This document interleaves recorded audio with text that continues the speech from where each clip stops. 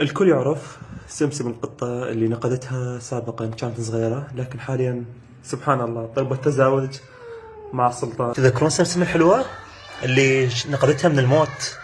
كبرت وصار 4 أيام طالبة تزاوج، ما تخليني انام، يعني نومي ابدا ما اقدر انام من وراها. تصرخ يم الباب تريد تطلع برا تريد تتزاوج، لكن قعدت الساعة بال5 أو بال4 الفجر وشفت الجريمة اللي صارت. ويا هذا الوحش اللي صار له تقريبا 15 يوم يلحق وراها وهي فرحانه بالتزاوج، فانا ما حبيت امنعهم، اقول هذه غريزه الحيوانات لازم تتزاوج، وانا جمعت راسي بالحلال. يلا يا حلوين، حياه سعيده يا رب، مو تعذب هدر بالك. شوف جد حلوه.